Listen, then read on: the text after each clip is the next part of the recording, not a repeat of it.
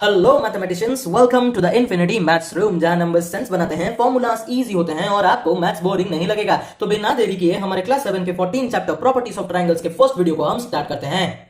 तो आज के इस वीडियो में हम देखेंगे कि ट्रायंगल क्या होता है, वर्टेक्स क्या होता है, इंटीरियर एंगल्स क्या होते हैं, एक्सटीरियर एंगल्स क्या होते हैं और इंटीरियर ऑपोजिट एंगल्स क्या होते हैं, और उसी के बेसिस पर हम बहुत सारे एग्जांपल्स को भी देखेंगे। तो देखो, सबसे पहले देखते हैं कि हमारा ये ट्रायंगल क्या होता है। Triangle is a three sided closed figure usually denoted by the Greek letter delta. देखो, एक जो ट्रायंगल होता है ना, वो एक तीन साइडेड वाला क्लोज्ड फिगर होता है, हर तरह से वो बंद होता है, और जिसे हम डिनोट कैसे करते हैं, ग्रीक लेटर डेल्टा से। एक छोटा सा ट्रायंगल बना दो, उसी को हम डेल्टा कहते हैं ग्रीक में, ठीक है। The adjoining figure shows the triangle ABC. तो देखो, ये जो फिगर है ये क्या दिखा रहा है कि ये एक ट्रायंगल है जिसका नाम है ट्रायंगल एबीसी।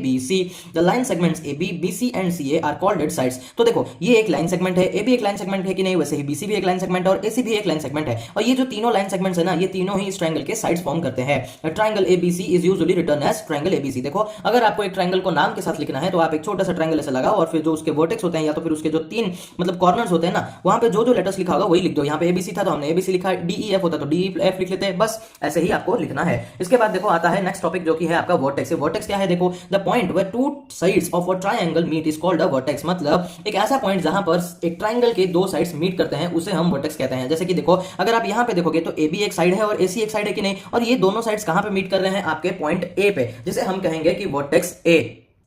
ठीक वैसे ही अगर मैं यहां पर देखो क्या करूंगा कि एक साइड ले लेता हूं मेरा DE और एक साइड लेता हूं मैं DF, और ये दोनों साइड जहां पे मीट कर रहे हैं वो एक फॉर्म होता है मेरा वर्टेक्स, ठीक है। अच्छा, यहां पे अगर मैं कहूं कि इतना ही अगर मैं छोड़ दूंगा तो ये गलत हो जाएगा, क्योंकि ये एक ट्रायंगल फॉर्म नहीं हुआ था, लेकिन अगर मैं इस तरह से ज्वाइन कर दूं तो ये एक ट्रायंगल फॉर्म होता है। तो अगर आप देखोगे तो एक ट्रायंगल के तीन वर्टेक्स होते हैं। कैसे भाई? देखो, यहां पे दो साइड्स मीट किए और यहां पे दो साइड्स मीट कर रहे हैं, तो ये दूसरा वाला वर्टेक्स, और यहां पे जो दो साइड्स मीट कर रहे हैं ये आपका तीसरा वाला वर्टेक्स है, ठीक है। इसके बाद देखो, a triangle has three vertices, plural of vertex। देखो, vertices का मतलब होता है कि वर्टेक्स का प्लूरल फॉर्म, और उसका हम नाम कैसे लिख सकते हैं? जैसे कि यहां पे है आपका A, B और C, ओके। इसके बाद देखते हैं कि आपके इंटीरियर एंगल्स ऑफ ट्रायंगल्स क्या होते हैं। In the above given triangle ABC, angle BAC, angle ABC and angles ACB are called its interior angles, और simply the angles of a triangle as they lie inside the triangle ABC। देखो, जो interior angle होता है ना, उसे हम simply angles of triangle भी कह सकते हैं, क्योंकि वो एक ट्रायंगल के अंदर रहता है। जैसे कि यहां पर अगर आप देखोगे तो ये जो ट्रायंगल है ABC, इसमें एंगल क्या क्या है भाई? ये एक एंगल है जिसका नाम है एंगल A, और ये एक एंगल है जिसका नाम है एंगल B, और ये एक एंगल है जिसका नाम है एंगल C, ठीक है। और ये सारे ट्रायंगल के अंदर की तरफ रह रहे हैं कि नहीं, इस वजह से यह है इंटीरियर एंगल्स। इंटीरियर का मतलब ही अंदर होता है कि नहीं भाई? तो इस वजह से जो भी एंगल एक ट्रायंगल के अंदर रहता है उसे हम कहते हैं इंटीरियर एंगल। और फिर क्या कहता है? देखो, the sum of interior angles of a triangle is always 180 degree. ये हमेशा याद रखना, अगर आप किसी भी ट्रायंगल को ऐसे रैंडमली ड्रॉ कर रहे हो और उसके तीनों एंगल्स का मेजरमेंट लेकर आप जब सम निकालोगे, तो ये देखो, मान लो कि ये A है, ये B है और ये C है, तो angle A plus angle B और एंगल C जब मैं करूंगा तब मुझे हमेशा 180 डिग्री ही मिलेगा। ये आपको पता होगा। अगर 180 डिग्री नहीं आ रहा है तो इसका मतलब ये है कि आपके ट्रायंगल में कुछ तो गड़बड़ है, ठीक है। जनरली क्या होता है, अगर वो 180 डिग्री फॉर्म नहीं हो रहा ना, मतलब आ नहीं रहा ना ऐड करने से, तो ऐसा माना जाता है कि वो ट्रायंगल बनेगा ही नहीं, ठीक है। ये आप कभी भी ऐसे ट्राई कर लेना। जैसे कि देखो, मैं आपको एक सिंपल सा एग्जांपल देता हूं कि मान लो कि मेरा एक एंगल होगा 120 डिग्री का, दूसरा वाला एंगल होगा मेरा 45 डिग्री का, और तीसरा वाला एंगल मान लो कि मैं 55 डिग्री का ड्रॉ करूंगा। देखो, ये पॉसिबल ही नहीं होगा। आप ऐसा प्रोटेक्टर यूज करके एक बार ड्रॉ करके देखना, ये होगा ही नहीं, ठीक है। लेकिन अगर आप कुछ ऐसा लोगे कि 120 डिग्री और वो 30 डिग्री और 30 डिग्री लोगे, तो ये हो जाएगा, क्योंकि इसका जो सम है वो 180 डिग्री है कि नहीं, तो ये ट्रायंगल आप ड्रॉ कर सकते हो। लेकिन अगर आप ऐसा ट्राई करोगे तो ये ट्रायंगल ही ड्रॉ नहीं होगा, ठीक है। कुछ इस तरह का दिखेगा वो, आई गेस ऐसा ही कुछ दिखेगा। आप एक बार करके देख लेना, क्यूरियोसिटी है अगर आपको जानने की तो। इसके बाद हम देखते हैं आपका एक्सटीरियर एंगल्स ऑफ ट्रायंगल्स क्या होते हैं। When any side of a triangle is produced, the angle so formed outside the triangle and it's vertex is called the exterior angle. देखो, अगर आप ट्रायंगल के किसी भी साइड को ऐसे बाहर की तरफ प्रोड्यूस करोगे, देखो यही वाला ट्रायंगल हमने लिया है, जो ये वाला ट्रायंगल था ना, इसी को हमने लिया है। बस क्या किया है, हमने इसके साइड्स को थोड़ा सा बाहर की तरफ बढ़ा दिया है, और क्या कहता है, the angle so formed outside the triangle and it's vertex. मतलब ये तो वर्टेक्स के बाहर की तरफ, देखो ये हमारा वर्टेक्स है, वर्टेक्स के बाहर की तरफ जो एंगल फॉर्म होता है उसे हम कहते हैं एक्सटीरियर एंगल, ओके। उसके बाद देखो, let A B C be a triangle and its sides B C C A and A B are produced to D E and F respectively. कि हम एक ट्रायंगल लेंगे ए बी और सी, ए B सी triangle लेंगे, और हम क्या करेंगे, उसके जो साइड्स हैं ए बी को बढ़ाकर एफ बना, मतलब ए एफ बना देंगे, ए सी को बढ़ाकर ए जी कर देंगे, बी सी को बढ़ाकर बी डी कर देंगे, और अगर दूसरी तरफ से आप देखोगे तो सी ए को हम सी ई कर रहे हैं। बस ऐसे ही, बस क्या कर रहे हैं, हम थोड़ा थोड़ा एक्सटेंड कर रहे हैं और कुछ कुछ नाम दे रहे हैं। तो ये जो एंगल्स फॉर्म हो रहे हैं ना, जैसे कि यहाँ पे देखो कौन सा वाला एंगल फॉर्म हुआ, यहाँ पे अगर आप देखोगे तो देखो ये जो एंगल है इसका नाम क्या होगा भाई, एंगल ई ए बी होगा। होगा? ऑब्वियसली एंगल EAB, ये एक क्या है हमारा एक्सटीरियर एंगल है। ठीक उसी तरह से अगर आप देखोगे तो ये वाला जो एंगल फॉर्म हो रहा है इसका नाम क्या है भाई? Angle ACD। आपको एंगल के नाम देने आने चाहिए, मैं आपको एक बार बता देता हूं। देखो एंगल जनरली कैसे फॉर्म होता है, कुछ इस तरह। तो यहाँ पे जो भी वर्टेक्स का नाम होगा, यहाँ पे जो होगा और यहाँ पे जो होगा, उसी को बस आप यूज करोगे। मान लो कि ये 1 है, ये 2 है, ये 3 है, तो आप ऐसे लिखोगे एंगल 1 2 3। मैं बता रहा हूं ऐसे हम नंबर के हिसाब से कभी भी एंगल को रिप्रेजेंट नहीं करते, बस मैं आपको समझा रहा हूं। चलो देखो मैं इसको ऐसे समझा देता हूं। अगर ये P है, ये Q है और ये R है, तो इस एंगल का नाम भी होगा एंगल PQR। ठीक है, जहां पे ना ऐसा एंगल फॉर्म हो रहा है उसको हमेशा बीच में रखना, और बाकी आप इसको ऐसे भी लिख सकते हो, एंगल RQP भी लिख सकते हो, कुछ भी गलत नहीं है, इस तरह से लेना है बस, और कुछ नहीं। इसके बाद देखो क्या कहता है, at every vertex 2 exterior angles can be form. तो अगर आप अच्छे से देखोगे ना तो एक वर्टेक्स में 2 एक्सटीरियर एंगल्स फॉर्म हो सकते हैं। कैसे पूछोगे, तो देखो ये एक एक्सटीरियर एंगल, तो ये तो दूसरा वाला भी तो एक एक्सटीरियर एंगल ही फॉर्म हो रहा है कि नहीं? ठीक वैसे ही देखो ये वाला एक एक्सटीरियर एंगल है जिसका नाम होगा आपका एंगल CBF, और दूसरी तरफ ये वाला भी तो एक एक्सटीरियर एंगल है जिसका नाम होगा आपका ABF। ठीक है, तो बस यही था एक्सटीरियर एंगल्स का जो टॉपिक। और इसी टॉपिक का एक मेन पार्ट आता है जो कि क्या कहता है, देखो these angles being vertically opposite are always equal, that is angle ACD is equals to angle BCG। मतलब देखो ये जो हमारे एंगल्स होते हैं ना वो हमेशा वर्टिकली ऑपोजिट होते हैं, और वर्टिकली ऑपोजिट मतलब वो दोनों इक्वल ही होंगे। ये हमारा रूल होता है ट्रायंगल में कि vertically opposite angles are always equal. जैसे कि अगर आप देखोगे तो ये जो देखो एंगल ACD, ये वाला जो हमारा एंगल है, चलो मैं इसको ब्लू पेन में आपको दिखा देता हूं, ये वाला जो एंगल है, और जो एंगल है हमारा BCG, ये वाला जो एंगल है, तो अगर आप देखोगे तो ये वर्टिकली ऑपोजिट है कि नहीं? तो इस वजह से ये वाला एंगल जितने डिग्री का भी होगा, ये वाला एंगल भी उतने ही डिग्री का होगा। अगर आपको वर्टिकली ऑपोजिट एंगल नहीं पता है तो मैं आपको बता दूं, देखो जहां भी कुछ इस तरह से हमारे लाइंस दिखेंगे, ये एक वर्टेक्स फॉर्म होता है कि नहीं? तो वर्टिकली ऑपोजिट का मतलब होता है कि वर्टेक्स के ऑपोजिट तरफ, यहां पे अगर एंगल है, इस वर्टेक्स का ऑपोजिट तरफ जो होगा ये होंगे हमारे वर्टिकली ऑपोजिट एंगल। तो इसका जो वर्टिकली ऑपोजिट एंगल होगा ये होगा, क्योंकि इसके वर्टेक्स के ऑपोजिट की तरफ ये आता है। ठीक है, चलो इसके बाद देखो क्या आता है हमारा, the sum of exterior angle and its corresponding interior angle at a vertex is 180 degree. देखो मैं आपको समझा देता हूं, यहां पे अगर आप क्या करोगे, एक एक्सटीरियर एंगल को और एक इंटीरियर एंगल को ऐड करोगे तो आपको 180 डिग्री ही मिलेगा। और कैसे मिलेगा ये भी मैं आपको समझा दूंगा। चलो देखो मैं यहाँ पे ये थोड़ा सा कॉम्प्लिकेटेड हो चुका है, हम एक यहाँ पे दूसरा ट्रायंगल ले लेते हैं। देखो कुछ इस तरह से एग्जांपल के तौर पर हम इसको लेंगे A B और ये C। चलो ठीक हो, ये वाला जो हमारा पार्ट है ये एक एक्सटीरियर एंगल है और ये वाला इसका इंटीरियर एंगल है। देखो सेम वर्टेक्स पे दोनों आने चाहिए, एक एक्सटीरियर एंगल और एक इंटीरियर एंगल। तो अगर मान लो कि ये मेरा फॉर एग्जांपल ये x है और ये मेरा y है, एग्जांपल के तौर पे मानो कि ये x है और ये है y है। चलो इसको हम e ले लेते हैं, ये एक्सटीरियर एंगल, और इसको i ले लेते हैं, ये इंटीरियर एंगल। तो मैं i प्लस e अगर करूंगा ना तो मुझे 180 डिग्री ही मिलेगा। अभी आप पूछोगे कि कैसे भाई? क्योंकि देखो जनरली क्या होता है, जब भी हम साइड्स को कुछ इस तरह से एक्सटेंड करते हैं तो ये एक स्ट्रेट लाइन फॉर्म होता है, और हमें पता है कि एक स्ट्रेट लाइन का जो एंगल होता है वो कितना, वो होता है 180 डिग्री। इसमें अगर समझ में नहीं आया तो देखो मैं यहाँ पे बता देता हूँ। देखो ये एक रैंडम ट्रायंगल है, ठीक है, जिसका नाम है ABC, और हम क्या करेंगे कि BC को एक्सटेंड करेंगे। तो BC तो एक साइड है कि नहीं, एक लाइन सेगमेंट है, तो लाइन सेगमेंट को जब हम एक्सटेंड करते हैं तो उसका कुछ मतलब डिग्री थोड़ी चेंज हो जाता है। ये तो हमेशा एक स्ट्रेट एंगल ही रहेगा कि नहीं, जिसे हम 180 डिग्री कहते हैं। तो अगर ये पूरा 180 डिग्री है तो जब मैं इंटीरियर एंगल मतलब इस पार्ट को इस पार्ट के साथ में ऐड करूंगा तब भी मुझे 180 डिग्री मिलेगा कि नहीं? ठीक है, तो ये जो एक्सप्लेनेशन मैंने आपको यहाँ पे दे दिया है, और आपको बस यहाँ पे याद रखना है कि जब भी मैं एक वर्टेक्स पे एक्सटीरियर एंगल और इंटीरियर एंगल को ऐड करूंगा तो मुझे 180 डिग्री ही मिलेगा। और एक्सप्लेनेशन क्या है, ये है कि जब हम साइड्स को एक्सटेंड करते हैं वो एक स्ट्रेट लाइन होता है, और स्ट्रेट लाइन का जो मतलब एंगल वैल्यू होता है वो 180 डिग्री होता है। इसके बाद आता है आपका टॉपिक इंटीरियर ऑपोजिट एंगल्स। अभी आप पूछोगे कि ये क्या है भाई, इतना बड़ा नाम है। देखो काफी सिंपल कॉन्सेप्ट है, बस आपको थोड़ा सा समझना है।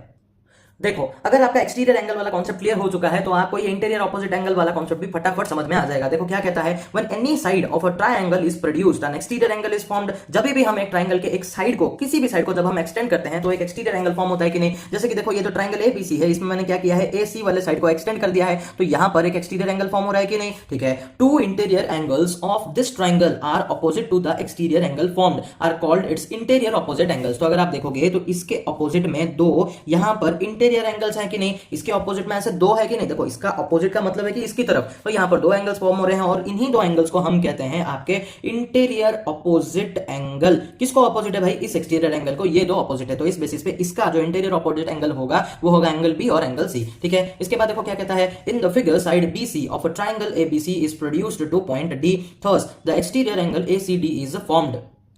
तो इसी डायग्राम में अगर आप देखोगे तो देखो यहाँ पे क्या कह रहा है कि जो साइड BC है इसको अगर मैं एक्सटेंड करके मैं क्या करूंगा कि D तक ले जाऊंगा, इस पॉइंट D तक मैं जब लेके जाऊंगा तब क्या होगा, ये एक एक्सटीरियर एंगल फॉर्म होगा। कहां पे? ये वाला जो एक्सटीरियर एंगल एक फॉर्म हो रहा है कि नहीं? और इसका अगर मैं ऑपोजिट एंगल निकालूं तो क्या क्या आएगा भाई? इसके ऑपोजिट में ये वाला एंगल आएगा और ये वाला एंगल आएगा। ठीक है, इसका ऑपोजिट एंगल ये है और ये है। तो बस ये कॉन्सेप्ट बहुत ज्यादा सिंपल है। इसको कहने का मतलब क्यों, मतलब ये क्यों कह रहा है कि ऐसा कुछ रिलेशन है कि एक्सटीरियर के ऑपोजिट में दो इंटीरियर एंगल्स होते हैं जिसे हम कहते हैं कि इंटीरियर ऑपोजिट एंगल्स, वो हम पढ़ेंगे यहाँ पर। Relation between exterior angle and interior opposite angles में। तो देखो एक पॉइंट यहाँ पे रह गया था, हम देख लेते हैं। The angles BAC and angle ABC are called the interior opposite angle. तो बस यहीं पे मतलब वही चीज जो मैंने आपको बताया था कि ये वाला जो एक्सटीरियर एंगल है इसका हमारा इंटीरियर ऑपोजिट एंगल क्या क्या होगा, आपका ये जो एंगल CAB है और जो एंगल ABC है, बस ये वाला और ये वाला एंगल हमारा इसका इंटीरियर ऑपोजिट एंगल फॉर्म करता है। इसके बाद चलो देखते हैं कि ये जो रिलेशन है एक्सटीरियर एंगल और जो इंटीरियर ऑपोजिट एंगल का वो क्या है। देखो सबसे पहले क्या कहता है, exterior angle of a triangle is equal to the sum of interior opposite angles. तो आपको ये याद रखना पड़ेगा कि ये जो एक्सटीरियर एंगल होता है ना, इसका वैल्यू बराबर होता है इन दो ऑपोजिट इंटीरियर एंगल्स के सम के साथ। मतलब अगर ये वाला मेरा 30 डिग्री है और ये मेरा 40 डिग्री है तो इन दोनों को ऐड करने से कितना आएगा भाई, 70 डिग्री आएगा। तो ये जो एक्सटीरियर एंगल होगा ना ये भी 70 डिग्री का ही होगा। और ये एक थ्योरी में जाता है, रूल में जाता है या लॉ में जाता है, जैसे भी जाता हो, लेकिन आपको याद तो रखना पड़ेगा। जैसे कि देखो यहां पर क्या दे रखा है, वही फिगर हमने यहां पे ड्रॉ किया है, एंगल ACD। एंगल ACD कौन सा है भाई, एंगल ACD मतलब ये वाला एक्सटीरियर एंगल, ये बराबर है किसके साथ, आपके एंगल BAC यानी कि ये और एंगल ABC के सम के साथ। तो जब मैं इन दोनों को ऐड करूंगा तो मुझे इसका वैल्यू मिल जाएगा। ठीक उसी तरह से एंगल CBF किधर है भाई, CBF मतलब ये वाला जो एंगल, देखो इसको हम ब्लैक पेन में दिखा देते हैं, ये वाले एंगल का सम किसके साथ बराबर होगा, ऑब्वियसली इसके साथ और इसके साथ बराबर होगा, जो कि है आपका एंगल CAB, यहां पे लिखा है CAB ये वाला, और एंगल BCA मतलब ये वाला एंगल। देखो ये बहुत ही ज्यादा सिंपल चीज है, जब भी आप एक्सटीरियर एंगल देखोगे तो उसके ऑपोजिट में देखो, आपको अगर कंफ्यूजन होता है ना मैं बता दूं, देखो इधर एंगल है, एंगल के देखो इधर बगल में ठीक वर्टेक्स है कि नहीं, इस वर्टेक्स के एग्जैक्ट ऑपोजिट में जो साइड है उसके दो एंगल्स को बस देख लो, हो गया आपका काम। देखो यहां पर भी सेम ही कॉन्सेप्ट है, ये वाला एक्सटीरियर एंगल है, इसका वर्टेक्स C है, इसके ठीक ऑपोजिट में कौन सा साइड है भाई, AB, और AB में कौन सा एंगल है, ये वाला एंगल और ये वाला एंगल, यही दो होंगे उसके ऑपोजिट इंटीरियर एंगल्स। इसके बाद हम देखते हैं आपके कुछ प्यारे प्यारे एग्जांपल्स को। पहला वाला एग्जांपल हमको क्या कहता है, देखो can a triangle be formed with angle 60 degree 70 degree and 65 degree.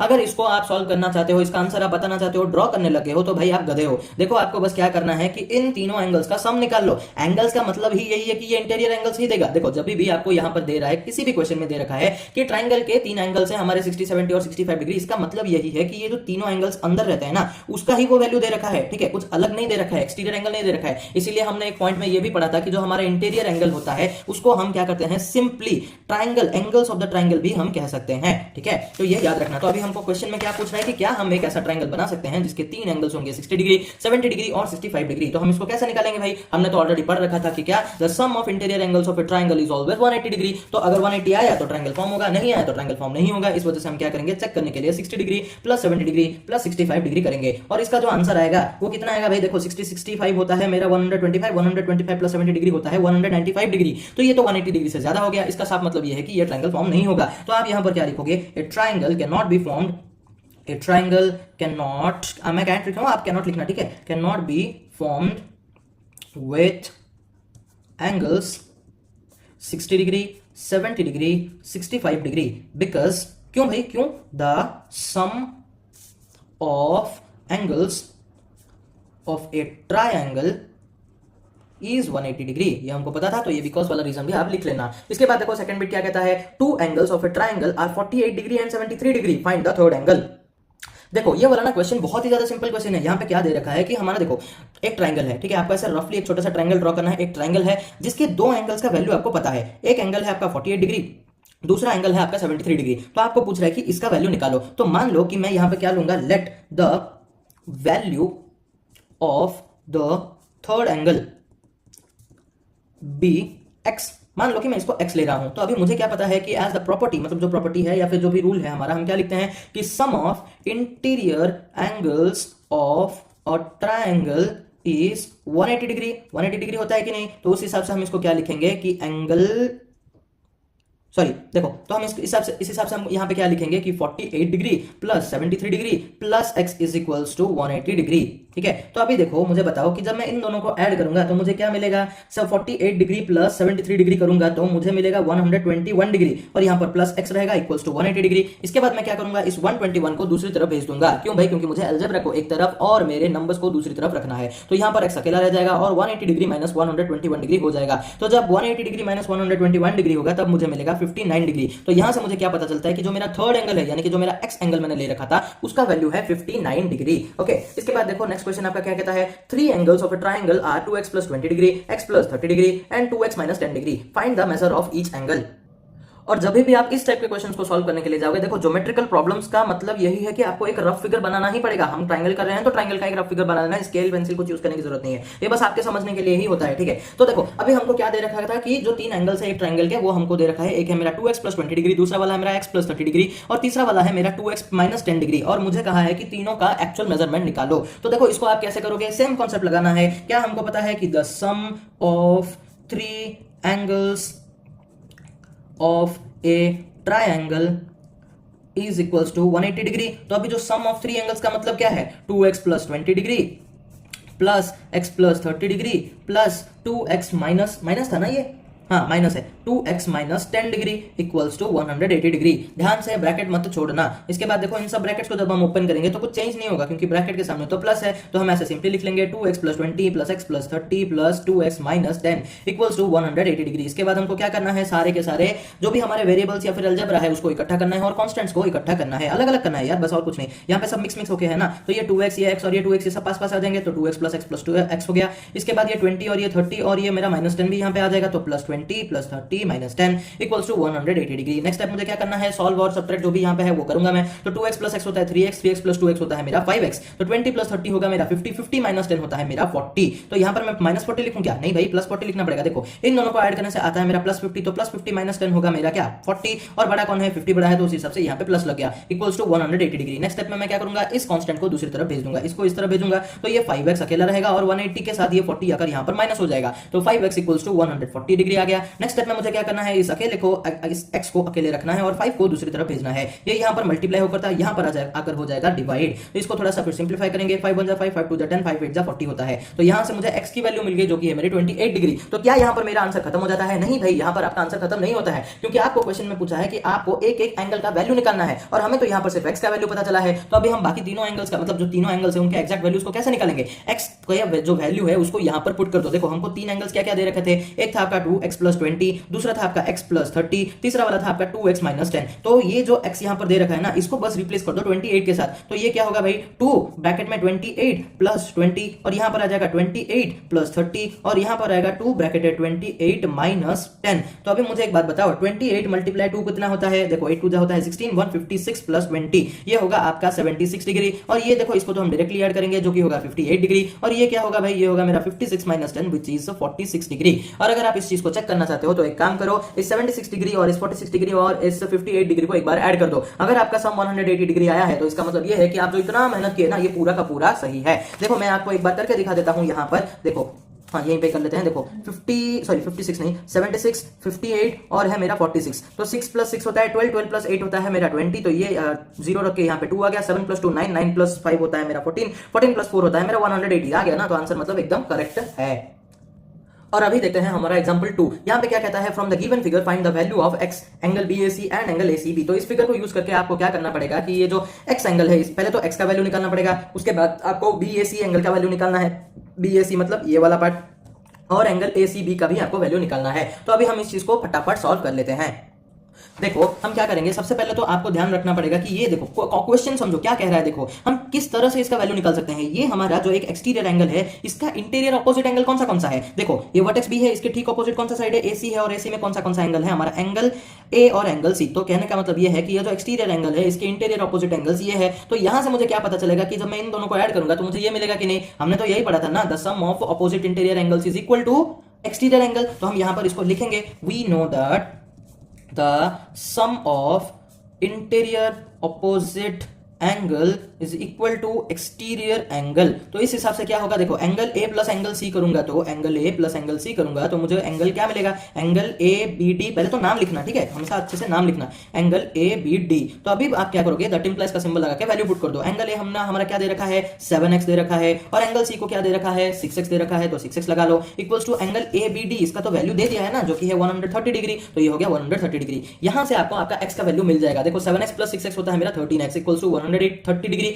तो यहाँ से x को अकेला रखो और 130 को इस 13 के साथ डिवाइड कर दो, तो ये आएगा आपका 10 डिग्री। तो यहाँ से x का तो वैल्यू मिल गया मुझे 10 डिग्री, यहाँ पे ऐसे लिख लेते हैं। इसके बाद देखो एंगल BAC पूछा है, एंगल BAC, ठीक है। एंगल BAC का वैल्यू कैसे निकालेंगे, आप एक बार ना देखो, जब भी आप बिट को मतलब एक नेक्स्ट बिट पे आप जा रहे हो ना, आपको बार बार इस फिगर को देखना पड़ेगा। फिगर आपके नजर में होगा ना तो आपका आंसर गलत नहीं होगा भाई, ठीक है। देखो एंगल BAC मतलब ये वाला एंगल, इस एंगल का तो वैल्यू मुझे पता है कि 7x दे रखा है। तो 7x अगर दे रखा है तो मैं यहाँ पे x की जगह पे 10 डाल सकता हूँ कि नहीं, ये तो मुझे पता चल गया ना, मैंने ही निकाला है। तो ये आएगा कितना 70 डिग्री। ठीक उसी तरह से देखो अभी आप क्या करोगे, एंगल ACB का भी वैल्यू निकाल सकते हो। एंगल ACB हमको क्या दे रखा है, एंगल ACB मतलब ये वाला एंगल, और ये एंगल दे रखा है मुझे 6x। तो इधर भी आपको x की जगह पे 10 लगाना है और आपको आंसर निकाल लेना है जो कि है 60 डिग्री। तो यहाँ से मुझे क्या डायरेक्टली सारे के सारे आंसर मिल चुके हैं। तो बस थोड़ी सी मेहनत मुझे लग गई, ये वाला पार्ट आपको याद रखना पड़ेगा। ये अगर याद है, इसके बाद हमको क्या लिखना है याद है, फिर तो वैल्यूज को बस रिप्लेस करके आप आंसर आराम से निकाल सकते हो। तो इस एग्जांपल में x का वैल्यू है 10 डिग्री, BAC एंगल का वैल्यू है 70 डिग्री और एंगल ACB का वैल्यू है आपका 60 degree.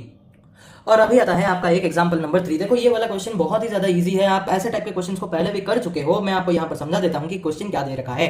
Find the measurement of the angles of a triangle if they are in the ratio 5:4:3। मतलब एक ट्रायंगल है जिसके की एंगल्स क्या है, रेशियो में है 5:4:3। तो आप क्या लोगे, लेट द, सबसे पहले आपको ये लिखना पड़ेगा, let the angles of the triangle be 5x 4x and 3x। तो यहां पर हम इस तरह से ही लिखेंगे। और हमको क्या पता है कि देखो यहां पे ये सॉल्यूशन स्टार्ट होता है और हमको क्या पता है, we know that the sum of 3 angles of a triangle is 180 degree. तो अभी यहां पर क्या होगा, देखो चलो हम इसको थोड़ा सा ऐसे नाम भी दे देते हैं। हम ऐसे लिखेंगे angle A plus angle B plus angle C is equals to 180 degree. और यहां से बस वैल्यूज पुट कर दो, ये 5x है, ये 4x है और ये आपका 3x है। तो अभी हम क्या करेंगे, इन तीनों को सम कर देंगे। तो 5x प्लस 4x होता है 9x, 9x प्लस 3x होता है 12x, 12x इक्वल्स टू अगर 180 डिग्री है तो यहां से आप x को अकेले रखकर 180 अपॉन 12 कर लो भाई, ये तो मल्टीप्लाई था ना, इधर आके हो गया डिवाइड। तो अभी इसको थोड़ा सा हम सिंप्लीफाई भी कर लेंगे। तो देखो हम इसको क्या करेंगे, 3 से कर लेते हैं, 3 4 12, 3 6 18 और ये 0 आ गया। इसके बाद 4 से कर लो, 4 1 4 और ये 4 1 4 20, 4 5 20।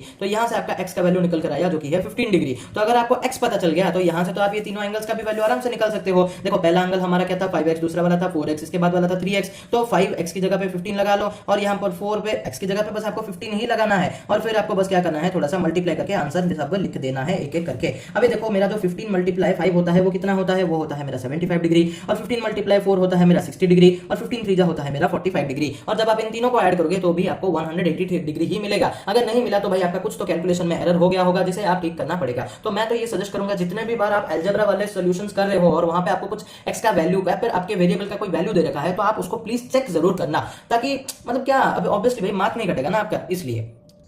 और फाइनली आता है आपके इस वीडियो का लास्ट वाला एग्जांपल। देखो ये क्वेश्चन ना बहुत ही ज्यादा इंपॉर्टेंट है और ये थोड़ा सा यूनिक भी है, तो एग्जाम में आने के चांसेस बढ़ जाते हैं। तो इसको थोड़ा सा ध्यान से प्रैक्टिस जरूर कर लेना। देखो क्वेश्चन क्या कहता है, if one angle of a triangle is 57 degree. मतलब एक ट्रायंगल के हमारे 3 एंगल्स होते हैं और एक एंगल आपको दे रखा है जो कि है 57 degree and the other 2 angles are in the ratio 1/2/5 and 1/1/3। मतलब ये और ये वाला एंगल क्या है, रेशियो फॉर्मेट में है। तो हमको क्या करना है कि इन दोनों का मेजरमेंट निकालना पड़ेगा। देखो आप सोच रहे हो कि एक एंगल देके हमको बाकी कैसे पूछ रहे हैं, देखो क्योंकि बाकी 2 का हमको रेशियो दे रखा है तो यहां से हम बहुत ही इजीली निकाल सकते हैं। सबसे पहले मुझे एक बात बताओ, आपको ये पता है कि द सम ऑफ, ये बार बार लिखना ठीक है, sum of 3 angles of a triangle is 180 degree, 180 degree है कि नहीं। तो अभी अगर मुझे एक एंगल पता है, मान लो कि मुझे एक एंगल पता है, वन एंगल इज 57 डिग्री, ये तो मुझे दे रखा है ना, ये तो मुझे दिया है, ठीक है। गिवन क्या है कि one angle is 57 degree. So 180 minus 57 अगर करूं तो मुझे 123 डिग्री मिलेगा।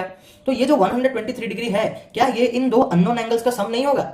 समझो ना भाई, अगर देखो हम इसको बहुत ही इजीली समझते हैं कि मान लो कि मेरे तीनों एंगल्स को ऐड करने से मुझे 6 मिलेगा। एग्जांपल ठीक है, बस ऐसे समझो कि मेरे 3 एंगल्स को अगर ऐड करने से मुझे 6 मिलेगा और मेरा एक एंगल है 2, तो क्या 6 माइनस 2 करने से 4 जो मिलेगा ये इन 2 एंगल्स का सम नहीं होगा? क्या होगा ना, इसको भी 2 लो, इसको भी 2 लो और तीनों को ऐड करोगे तो 6 ही तो आ रहा है, समझ रहे हो ना। तो हम क्या करेंगे, यहां पर ऐसे लिखेंगे 123 degree is the sum of the 2 unknown angles, ठीक है, जो हमको पता नहीं है, अननोन एंगल्स। और यही तो अननोन एंगल्स ही हमारे रेशियो में दे रखे हैं कि नहीं। तो हम इसको इस तरह से भी तो लिख सकते हैं, क्या लिखेंगे, देखो द गिवन को रेशियो में दिया है ना, तो given ratio is 1/2/5 is to 1/1/3। देखो इसको ना आप ऐसे सॉल्व नहीं कर सकते, कभी मैंने आपको ऑलरेडी रेशियो प्रोपोर्शन में ये बताया है कि रेशियो को हम कभी भी ऐसा फ्रैक्शन फॉर्मेट में सॉल्व नहीं कर सकते, हमें उसको एक सिंगल नंबर होल नंबर वाले फॉर्मेट में हमको लाना होगा। तो इसे हम क्या करेंगे, सबसे पहले सिंप्लीफाई करेंगे। कैसे सिंप्लीफाई करोगे, देखो 5 1 5, 5 + 2 होता है मेरा 7 और ये अपॉन 5 और ये आएगा मेरा 3 1 3, 3 + 1 होता है मेरा 4/3। तो सबसे पहले तो हमने इसको इंप्रॉपर में कन्वर्ट कर दिया। इसके बाद इंप्रॉपर में कन्वर्ट करने के बाद हम क्या करेंगे, इन दोनों का आप एलसीएम निकालो। ये है 5 और ये है 3, तो एलसीएम क्या आएगा भाई, ऑब्वियसली 15 आएगा। 5 × 3 कर देने का, क्योंकि दोनों ही हमारे क्या है, हमारे ऐसे नंबर्स है जो कि किसी एक टेबल में नहीं आते, ठीक है। अच्छा देखो, तो इन दोनों का अगर एलसीएम 15 है तो नेक्स्ट स्टेप में मैं क्या करूंगा, दोनों ही फ्रैक्शंस को मैं 15 के साथ मल्टीप्लाई कर दूंगा। तो यहां से ये सिंप्लीफाई हो जाएगा ना। देखो 5 1 5, 5 3 15, 3 1 3, 3 5 15, तो 7 3 होता है मेरा 21। ये रेशियो का सिंबल यहां पे लगा लो, 4 5 होता है मेरा 20। तो आपका रेशियो यहां पर सिंप्लीफाई हो गया। ध्यान रखो, मैं एक बार फिर से बता देता हूं, अगर आपको मिक्स फ्रैक्शन वाले फॉर्मेट में रेशियो दे रखा है तो सबसे पहले उसको इम्प्रॉपर में कन्वर्ट करो। उसके बाद उन दो डिनोमिनेटर्स के आपको एलसीएम निकालने हैं। एलसीएम निकालने के बाद जो भी एलसीएम आया, एक एक फ्रैक्शन के साथ आपको उसे मल्टीप्लाई करना होगा और फिर सिंप्लीफाई करके आपका आंसर आ जाएगा जो कि आप चाहते हो। हम क्या चाहते थे कि ये जो मिक्स फ्रैक्शन में जो रेशियो है वो एकदम होल नंबर वाले रेशियो में कन्वर्ट हो जाए, तो हो गया ना भाई। इसके बाद हम क्या करेंगे, देखो अभी हम क्या करेंगे, लेट द टू अननोन, जो हमको नहीं पता है, एंगल्स बी क्या लेंगे, 21x एंड 20x। ये 21:20 है कि नहीं, तो हम इसको 21x और 20x ही लेंगे। और हमको क्या पता चला था कि the sum of the unknown angles is 123 degree. तो 21x और 20x को जब मैं ऐड करूंगा तो मुझे 123 डिग्री मिलेगा कि नहीं। तो अभी देखो, इन दोनों को जब ऐड करोगे तो ये 41x आएगा इक्वल्स टू 123 डिग्री। फिर आपको नेक्स्ट स्टेप में क्या करना है, इस x को अकेले रखकर इस 41 को दूसरी तरफ भेज के डिवाइड कर देना है। और 41 3 होता है मेरा 123। तो यहां से मुझे x का वैल्यू मिल गया जो कि है मेरा 3 डिग्री। और फिर मैं क्या करूंगा, क्या करना है भाई, मुझे तो मेरे अननोन एंगल्स का वैल्यू निकालना है कि नहीं। तो मैं इसको क्या करूंगा, देखो जो मेरे अननोन एंगल्स थे 21x और 20x, इनके जगह पर मैं इस x के जगह पर 3 पुट कर दूंगा। तो यहां पर आ जाएगा 21 ब्रैकेटेड 3 और ये हो जाएगा आपका 20 ब्रैकेटेड 3। ये 21 × 3 होता है मेरा 63 डिग्री और ये जो 20 × 3 होता है मेरा 60 डिग्री। और इसी के साथ मेरे जो दो अननोन एंगल थे, इन दोनों का भी वैल्यू मुझे मिल गया। ये है 63 डिग्री और ये है मेरा 60 डिग्री। और अगर आप चेक करना चाहते हो तो इन तीनों को ऐड कर लो, आपको 180 डिग्री ही मिलेगा। और अगर आप चेक नहीं करना चाहते हो तो मैं आपको बता देता हूं कि 63 डिग्री प्लस 57 डिग्री होता है 120 डिग्री और 120 डिग्री प्लस 60 होता है मेरा 180 डिग्री। तो इसी के साथ मुझे ये भी पता चल गया कि जो मैंने यहाँ पर इतना सारा मेहनत किया वो एकदम सही है, ठीक है। अभी हम आपके नेक्स्ट वीडियो में आपका ये जो पहला वाला एक्सरसाइज 14.1 को कंप्लीट कर देंगे। तब तक आप प्लीज ये सारे कॉन्सेप्ट्स को अच्छे से याद रखना। ये चारों एग्जांपल्स को 2 से 3 बार प्रैक्टिस करो। कि देखो, अगर आप एग्जांपल्स को बार बार प्रैक्टिस कर रहे हो ना, तो आप वैरायटी ऑफ क्वेश्चंस को ऑलरेडी सॉल्व कर चुके हो। तो जब भी आपको उस टाइप का क्वेश्चन देखने को मिलेगा आपके एक्सरसाइज में, तो आपको सॉल्व करना ईजी होगा। इसी वजह से हम कहते हैं कि आप एग्जांपल्स को बार बार प्रैक्टिस करो, ठीक है। चलो मिलते हैं आपके नेक्स्ट वीडियो में, तब तक के लिए बाय बाय, टेक केयर।